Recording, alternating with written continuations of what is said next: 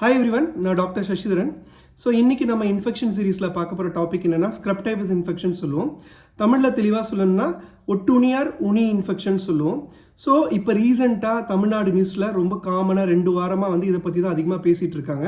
So இது எதனால் வருது, என்ன காரணம், இது தமிழ்நாட்டுக்கு ஒரு புதுசான ஒரு இன்ஃபெக்ஷனா இல்லை ரொம்ப வருஷமாக இருக்கா, என்ன ட்ரீட்மெண்ட், அது எல்லாமே இன்றைக்கி நம்ம இந்த வீடியோவில் பார்க்கலாம். ஸோ ஃபஸ்ட் விஷயம் ஸ்க்ரப் டைஃபஸ் இன்ஃபெக்ஷன்.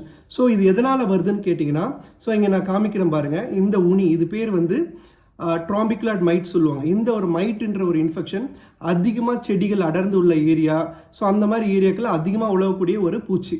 ஸோ இந்த பூச்சி மூலயமா ஒரு பாக்டீரியா ஓரியன்ஷியலா சுஷிகமோசின்னு சொல்லிட்டு ஒரு ரிக்கட்சியல் பாக்டீரியா, அது மூலிமா நம்ம உடம்புல நம்ம ஸ்கின், அதாவது நம்ம தோலோ சருமத்திலேயோ கடிக்கக்குள்ள அந்த பாக்டீரியா அந்த பூச்சி மூலியமாக நம்ம உடம்புக்குள்ளே போய் இன்ஃபெக்ஷனை உண்டாக்குது.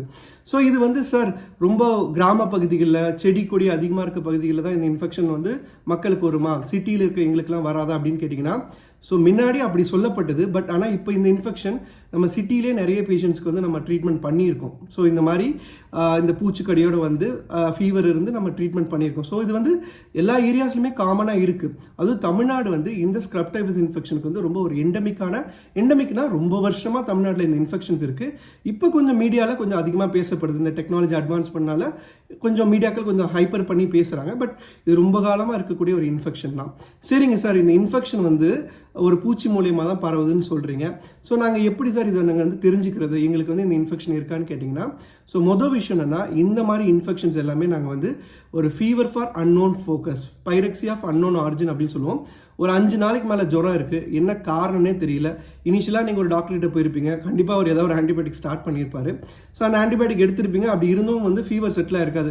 என்னடா 5 நாளுக்கு மேலே ஜுரம் அடிச்சுக்கிட்டே இருக்குது, எந்த வேலையும் செய்ய முடியல, டல்லாக இருக்கும் அப்படின்னு யோசிக்குள்ளே நீங்கள் எங்கே போனாலுமே ஒரு குறிப்பிட்ட சில டெஸ்ட் எடுப்பாங்க. அது என்னென்னா அக்யூட் ஃபெப்ரில்னு சொல்லிட்டு ஒரு பேனல் இருக்கும். ஸோ அந்த டெஸ்ட் எல்லாமே எடுப்பாங்க.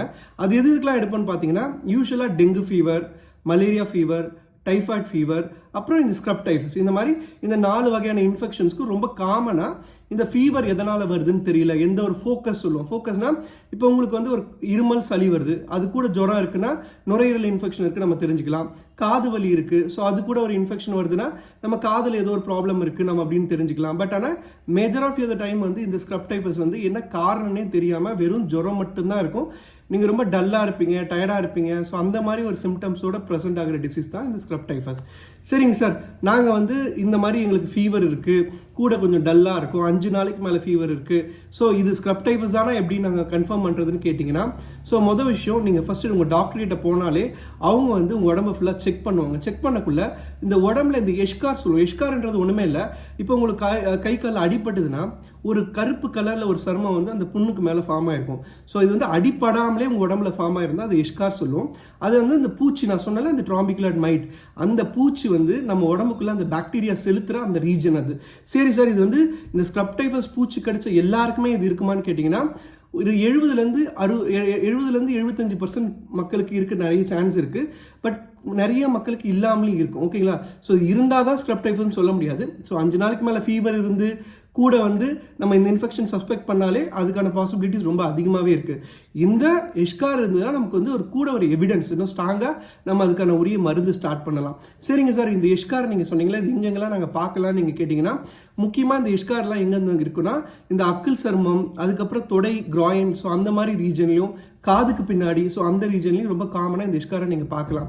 சரிங்க சார், வேறு என்ன, அதை தவிர வேறு என்ன பண்ணலாம் நாங்கள் இதை தெரிஞ்சுக்கலான்னு கேட்டிங்கன்னா, ஸோ எஷ்கார், அதுக்கப்புறம் உடம்புல திடீர்னு ரேஷ், ஒரு 3 நாள் ஜுரம் அடிக்குது, 4வது நாள் 5வது நாள் உடம்புல திட்டா ரேஷ் அந்த மாதிரி ஃபார்ம் ஆனாலோ, அதுக்கப்புறம் உங்களுக்கு பிளட் டெஸ்ட், ஸோ என்ன காரணம்னு தெரியாமல் நம்ம பண்ணுற பிளட் டெஸ்ட் பண்ணக்குள்ள பிளட் டெஸ்ட்டில் வெள்ளையணுக்கள், அதாவது லீக்கோபீனியான்னு சொல்லுவோம், வெள்ளையணுக்கள் கம்மியாக இருந்தாலோ, இல்லைனா பிளேட்லெட் கம்மியாக இருந்தாலோ, தட்டணுக்கள் கம்மியாக இருந்தாலோ, சில டைம் ப்ளீடிங் கூட, அதாவது நேச்சுரல் ஆரிஃபைஸ் சொல்லுவாங்க, வாய் வழியாவோ ஆசன வாய் வழியாவோ ப்ளீடிங், ஏன்னா தட்டணுக்கள் கம்மியாகிறதுனால ப்ளீடிங் வரதுக்கான சான்சஸும் இருக்குது. ரொம்ப ரேரான ப்ரொபோர்ஷன், ரொம்ப கம்மியான அளவில் உள்ள பீப்புளுக்கு இந்த இன்ஃபெக்ஷனால் உண்டானவங்களுக்கு ப்ளீடிங் வர சான்ஸ் இருக்குது.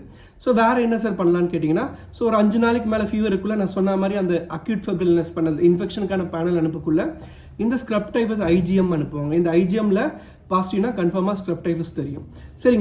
சரிங்க சார், இது எல்லாமே பண்ணி தான் நாங்கள் ஸ்க்ரப் டைஃபஸ்க்கு வந்து ட்ரீட்மெண்ட் எடுத்துக்கணுமான்னு கேட்டிங்கன்னா, ஸோ ஒரு மெஜாரிட்டி ஆஃப் டைம் ப்ராக்டிஷனர்ஸ் வந்து ஒரு 5 நாளைக்கு மேலே ஃபீவர் இருக்குனாலே அவங்க மைண்டில் இந்த ஸ்க்ரப் டைஃபஸ் இன்ஃபெக்ஷன், டெங்கு இது எல்லாமே ஓடும். ஓகேங்களா?